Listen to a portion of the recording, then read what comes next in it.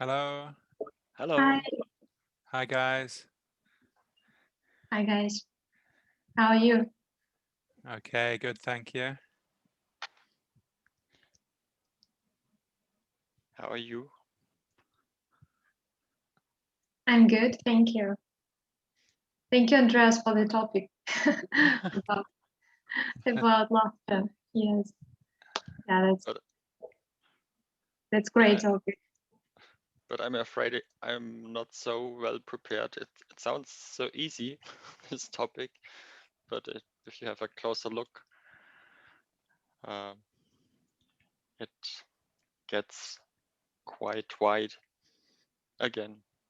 Yeah, so, Yes. but but Yeah. ha- having different cultural background, I think that we don't need any preparation because we live in different countries, having different background, and I think that all of us have something to say about this topic, and that's really cool.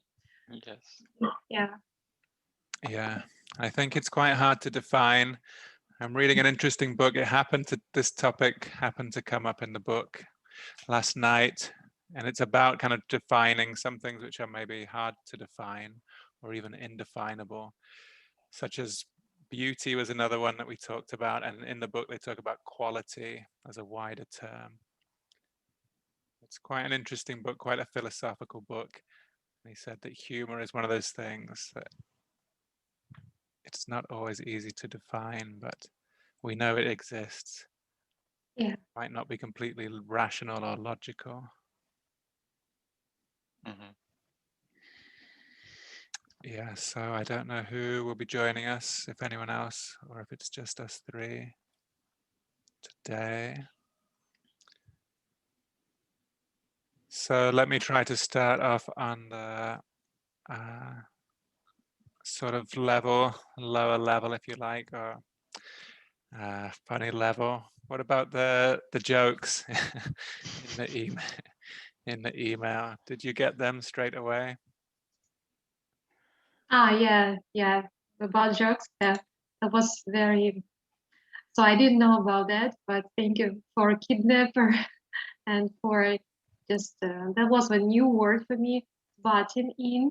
So just that was a new word, and thank you for extending my vocabulary in it.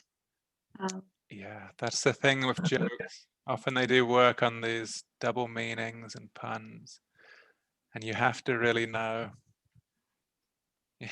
There's a funny topic done by somebody you may have heard of. He's quite famous in the English language learning world. It's called a Luke's English podcast. And I drew a note, and he made an episode about one. He does a bit of stand-up comedy himself, and he does an episode on jokes. And he goes through and he tells his jokes, and then afterwards he goes and explains them. But as he says, he's like, if you have to explain a joke, it's usually you kill it in the process. Yes, he says it's like dissecting a frog. If you That's right. explain it, it dies while you do it. Yes, you might I learn about the. understand. That's right. You've obviously seen that. And he also did an episode about homophones, and Oh, right. I think homophones are very often used in jokes because they are different meanings of words. They are written in a different way, but they sound similar, and so they are suitable to make jokes with them. Yes, homophones and the puns that people like to make. So let's talk about comedy then in your respective countries. What is popular? What are you into? What do you like? What makes the Russian people or the German people laugh? Or you in I can, particular? yes, Yes. I can start. Okay. Um, just yesterday I was thinking about it, and of course, politics is. I think that is number one, the topic number one about president, about our situation. So we are just laughing at ourselves. So just we know the situation sometimes is really. So we are laughing at stupid orders or at silly things and just silly measures and about history. And so just and talking about history, there are some special events like war and so on. And so we just try to find something really not unusual. I think that's some stupid. And so we are laughing at ourselves. So that we have that joke about President Putin and so on. But I'm not good at talking, at telling the stories, funny stories, or anecdotes. So just we use this word anecdote, and I just found some really short things. Just that's about our characters from war, from the civil war, and so it's funny, but I'm not sure that it's funny for you. But anyway, I will try. So so there is a Vasily Ivanovich. There is also character from our from this war. He's a hero of a Red Army, so that's why there's so funny character. And so that's and Petька, there is a small boy who's a common, how to say, like a friend, not a friend, a kind of he's accompanying this Vasily Ivanovich. So there is about again there is a situation during the war. So that's about if it's just talking about Russian. That's these characters are popular, and so we use them, and we're laughing at some really stupid orders and silly things. So that's about Russia. So Okay, so this looks like one of them. It looks like one of them throws the grenade, and he comes back. Well done. Now give me my grenade back.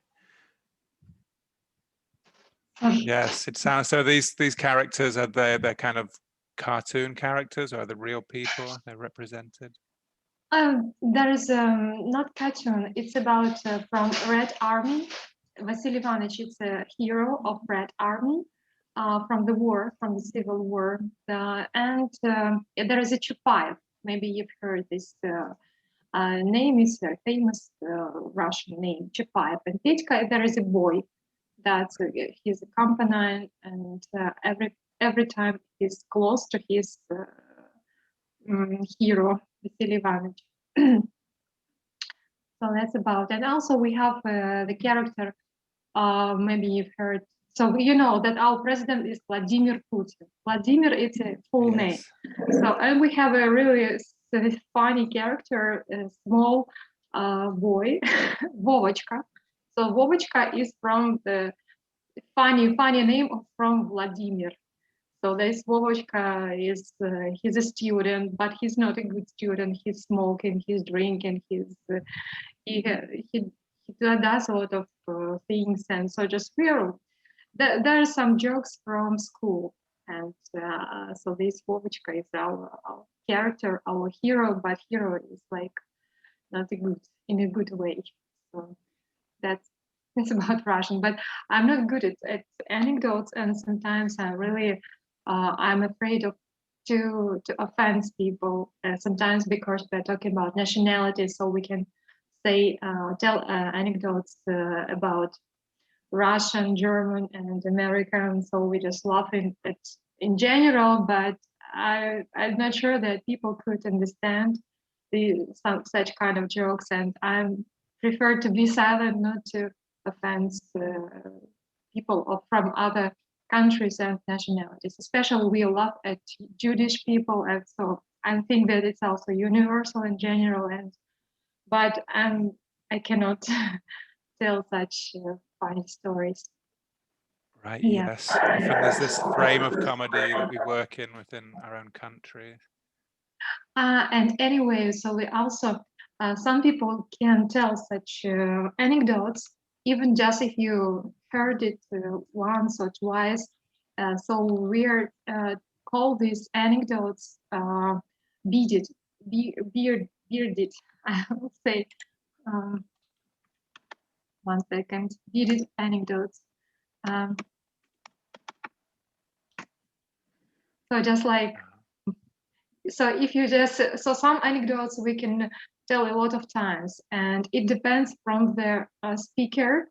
If speaker could tell this anecdote with a great intonation, with changing the voice, and so just kind of like an actor on the scene, and it doesn't matter, but it depends how you perform, and it will be every time will be funny, even just if you heard it twice or 3 times. So just Yes. these anecdotes, if we just heard them several times, we call them beaded anecdotes. Right. It's the way you tell them, as we say in English. Yeah, yes. So Andreas, let me come to you and ask you. Yeah, one point reminded me to related stuff in Germany. I think jokes regarding specific groups of the society or other countries, other nationalities have been popular in the past, and they are now, as Natalia says, it's people don't want to offend each other, and so maybe they are still known, but they are not told anymore in the public, I would say, or maybe in the pubs in the evening or so, but normally, but it has been popular to make jokes about even people in specific regions of Germany, or jokes about blondes have been popular in certain times, or Often we use this even stereotypes. yes, stereotypes, and even people who use special things or drive a special brand of car or a special type of car. So it was quite easy to make jokes about these stereotypes. But in general, what is now popular, I would say, are things like comedy shows. There are a lot of them on TV, and they cover topics like also like politician parties and regulations and things like that. But also they look into society and what people publish, sometimes what people publish on social media, or how they behave in the public in a silly way, or of course there are different kinds of niveaus or standards. Some are a bit shallow and others more sophisticated, or yeah, advanced. But I think this is quite popular, and this goes into the direction of stand-up comedy, I think. But there are several varieties, and what I like in particular is when comedians have a close look at the German behavior and German habits, and scrutinize our language. and they usually they tend to exaggerate these things and bring them to the surface. Subtle things we are used to, but because we are used to, we don't observe them, we don't notice them anymore. They bring them up to the surface. And yeah, I think you're right. It's great to have that insight into your own culture. Maybe to see it to sort of look at things that are always there and bring them out takes a certain skill. It reminds me of a comedian who I found very funny. He's a Canadian, so he works in English and in French, but I can just about understand enough French to what I watched him. He really took Paris by storm. He went there and he had the audience in stitches because he was kind of taking apart the French psyche, and because he's slightly different, he can speak the language, he knows all the nuances of the language, but he has a slightly different viewpoint being from North America. So he's able to sort of poke fun at them in a very clever way, and they just lapped it up. So I've heard him in English, and I must admit I don't think he's quite as funny in English, in my opinion. But yeah, so I'd mentioned we had a quick talk with Andreas yesterday, and we talked about stand-up comedy. Is that something which is popular in Russia? Do you have stand-up comedians, or if not, do you watch English stand-up comedy? Yes, we have them, but I don't like just like black humor, or just like the use of this using such kind of rude words and just not censored words. I don't know how to say it correctly, but so I prefer kind of like really classical humor, just like from like on a high level humor. And sometimes just one thing came to my mind, that sometimes people have such kind of mimics, and if you look at this actor with such kind of really mimics and his impression, and you just feel how you want to laugh and you want to smile. And so sometimes these people really, I don't know, they can not say any words. They just really can smile, or just can do such things to their mimics. They could be funny, they could be really attractive. And so I think that it's really, that's kind of a talent, or just you have such experience and so on.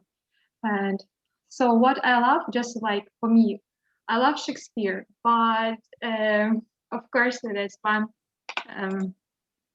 My favorite is Taming of the Shrew. Oh, the Shrew. Taming of the Shrew. Yes. Yes, right. Taming of the Shrew. And when I started to read this play to my son when he was 11 years old, he was laughing so much, and it was really, his laughter was contagious, because while he was laughing, I laughed more and more. But then after this play, he just continued. Okay, mom, just go on, go ahead. I just read other places. No, Shakespeare is not so funny. It's not just only one place. So really, so for me, it's kind of like I really prefer such kind of humor, just on a high level, just thin humor. Sometimes people can use in really classical language, not just black humor. Right. So of course we have, yes, stand-up comedies, and so we have a really special kid channel. But yes, I can watch some of them, but not a lot.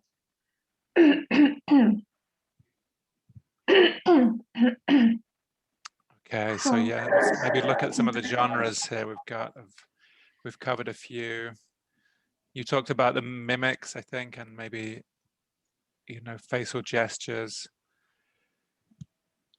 I want to come in then with, sorry. I think it's possible just to express yourself, just to perform humor, just on a high level using literature. But does Language, it need to be that way? Should humor only be for the the high class and the upper echelons of society? Yeah, so just we Does got humor such not sort of transcend all levels? There's perhaps it's a low humor, coarse humor, as my mother would refer to it. But yes, there are so many different ways of so many different things that we laugh at. And as Andreas mentioned about blonde, it's also our stereotypical jokes here. It's really Yes. just you have blonde fair? hair, so you're not smart. You're just like kind of it could be that you're not so smart and so could act in silly way and so on. Yes, in English we also have many blonde jokes, which are not very fair. They are the butt of the jokes. Or just female drivers, yes, and that's what we have a lot jokes about it.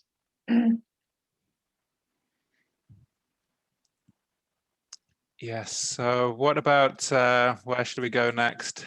Do you have anything to add?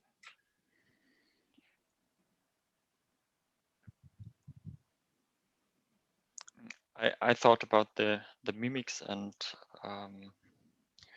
that words are not necessary for humor. That I think especially the stand-up comedians, they are planning very accurately what they are doing and how they perform. I think there's not it's difficult. From my experience, I know how difficult it is to tell a joke really funny or to be funny. And I think they have to practice a lot to look so funny as they are, but it has to look easygoing. I think this is the challenge, that it has to look quite spontaneous what they are saying, but I think it's a lot of practice necessary and calculating, and they are facing a lot of setbacks. The performances can go wrong, or it's a hard way, I think. Yeah, I think especially stand-up comedians, it's not an easy gig. You have to really be brave to go up there and face potential scorn or people throwing tomatoes at you or something, or people just not laughing, the silence maybe. Yes, hecklers. So the fine line between offending somebody, because these kind of jokes are funny, of course, for a lot of people, for audience, but you shouldn't. They have to be careful not to go too far, not to cross a border. Otherwise, they will earn tomatoes and so other vegetables. What about then? So I don't know if we've answered this, but is humor, does humor translate across cultures? Are there some things which are universally funny? Or does it all depend on the context, the frame, our frames of reference? Like, what do you think? I think it's really difficult to translate the humor in literature. I think that you have to not to be a great translator, just having a great vocabulary. You have to understand this sense of humor, and you have to translate it in our in another language. So just maybe sometimes you use special styles, just special words or phrases, and just in order to make people laugh at it too. So just you have to translate from one culture background to another one, and not only just to translate the sense, just the definition, the information. You have to make them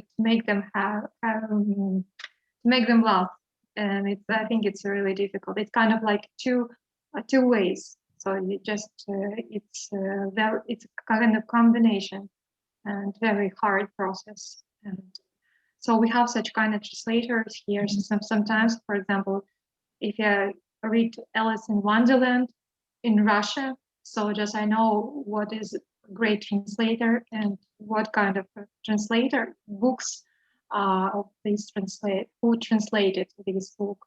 So, and I would recommend just to read this in Russian because it's really funny and it's very fantastic story. That's one of my favorite books, Alice in Wonderland. I can read a lot, and just I have a lot of books with the illustrations and a lot of kind of I don't know. So just kind of I'm a collector of Alice, just like because I have only a lot of books of Alice and from his history and so on. That's one of my favorite stories.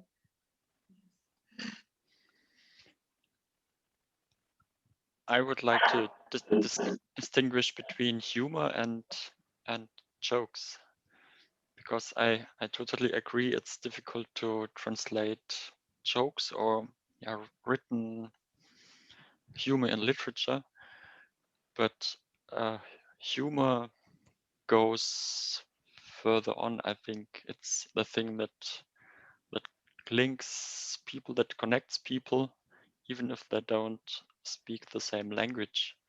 And this is what I experienced in other countries in Africa and Europe. If humor gets in, this eases up situations.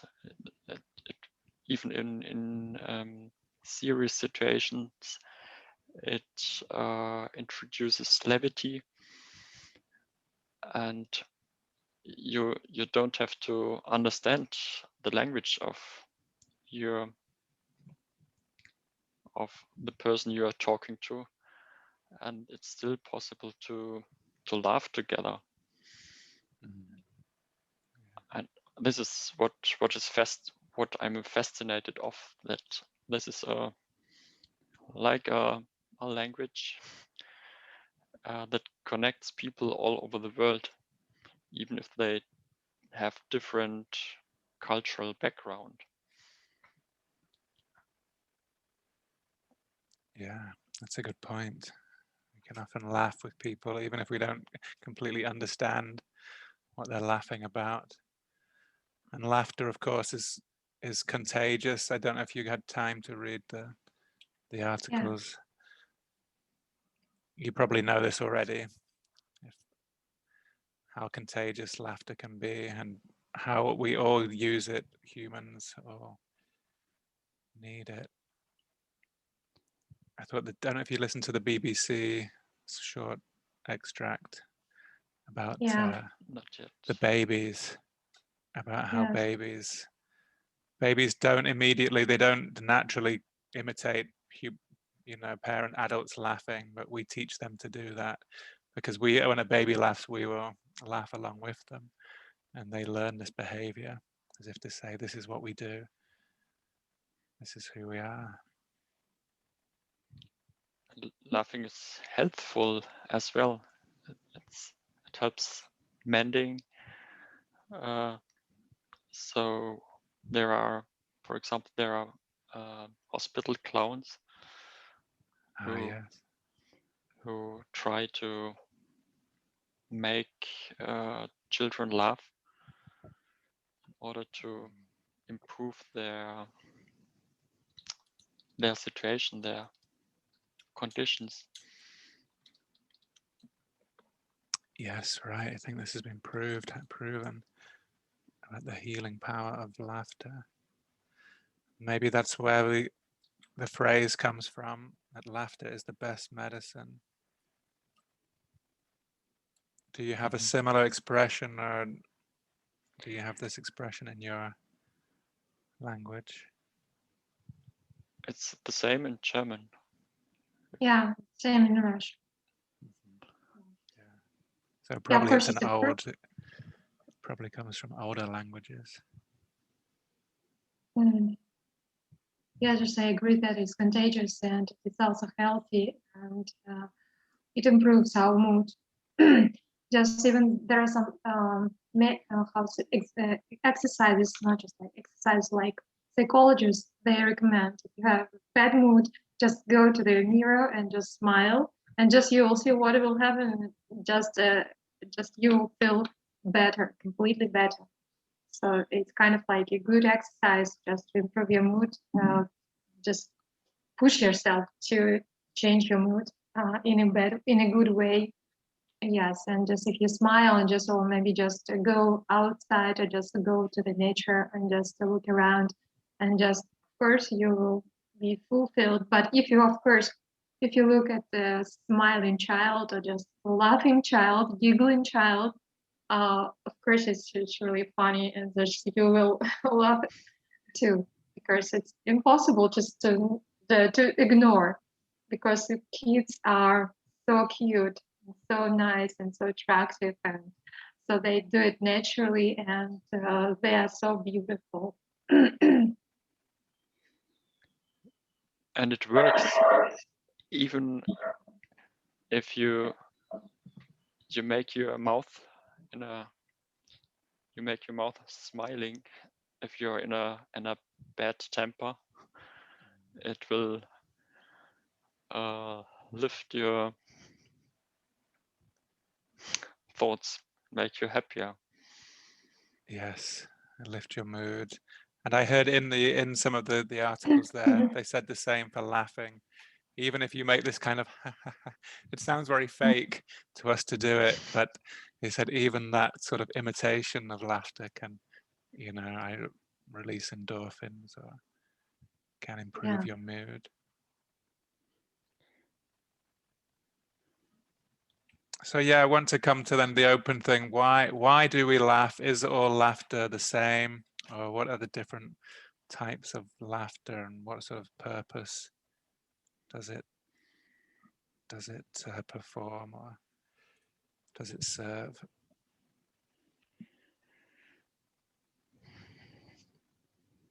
So it's really easy question, but anyway, sometimes it's not easy. Sometimes it's funny. So just why we are just laugh it, and that's it. So sometimes it's really difficult to explain why it's funny. For example, just so maybe just situation, maybe from the mimics, from intonation, from the voice that which could be changed by this speaker, and so many things, and so many so I cannot just I think that um, I smile more than to be serious. Sometimes people, when I see that I'm serious, what happened to you, why are you not smiling? So I just always smiling. Yes, if you smile, that everything is good, but when you see that you're serious, that something happened to you. So people just around me, they told me that I always smile. Just I try to be serious, but anyways, so in my case, it's impossible to be serious for a long time. Yeah.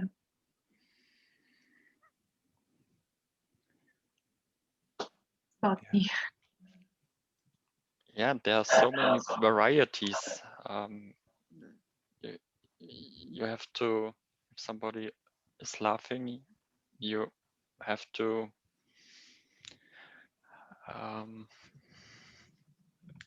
yeah, you can't be sure what he's laughing about. There's also laughing because of embarrassment and panic, but we have a well evolved sense to to feel what is the laughing about, I think.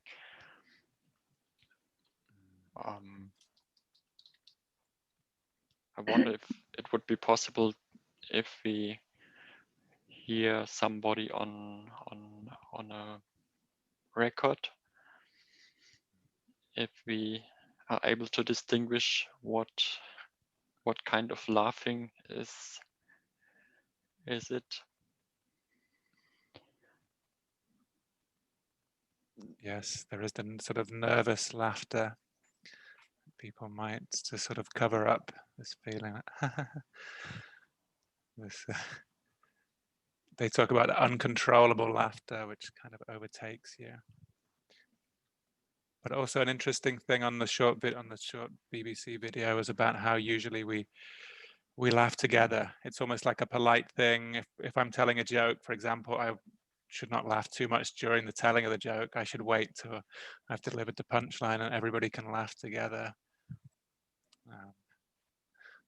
Though it can overtake people. Sometimes there's this sort of giggling, which can be quite funny, especially for children. I think often when you're not supposed to be laughing in these situations, that can be the time when it's hard to control. The sort of giggling that children like to do. Mm-hmm. Yes. And sometimes people they need to just to increase their mood, to improve their mood. They just drink a lot. They just some kind of like try to help them to improve their mood. But in my case, I don't need it at all. So just it's really I don't understand people why they just drink for just improving their mood. So just I'm happy and just I can laugh and just and for me it's not just like about to drink something, to drink alcohol. So just I don't need it at all. So just it depends on it's in our head. I think that's how to look at the situation, just to find positive things, not negative things. Yeah, I suppose it's often they mention about the situations when we tend to laugh. For example, one researcher said we're something like 30 times more likely to laugh in company than on our own, which sort of makes sense. And then the people, depends who you're with. So if there's people that you know, you're more likely to laugh, especially if you like them, you're more likely to laugh again. Whereas with strangers or who you don't know, you might still, if you get to like them, maybe if you meet people from another culture and you can enjoy their company and start to laugh together, it can break down barriers so quickly, like Andreas mentioned. I think that good company, it doesn't matter if you laugh or not, just if good company could just, I don't know how to, could give you a really positive feedback. Anyway, just if you don't laugh and just if it's not funny, but just it depends on the company. So of course I choose friends, I choose people that I wanna meet, and so just I wait for something, just for positive feedback, and just maybe just to get more and maybe just some information or something. Like it's kind of a interchanging interaction process, just like we change the information, and of course it's useful. So that's what I wait for from people in this case. Yeah. So Andreas, you didn't tell us any jokes yet. Maybe we don't have time. You have to read. Not good in telling jokes, but I'm well prepared. I have my son's joke. And maybe 10 seconds are left. Mommy, that boy next door broke my dolly. How did he do that, dear? I hit it over the head with it. I hit him over the head with it. Right. Yes, I think that's good. That translates. This is my niveau. It's a good laugh.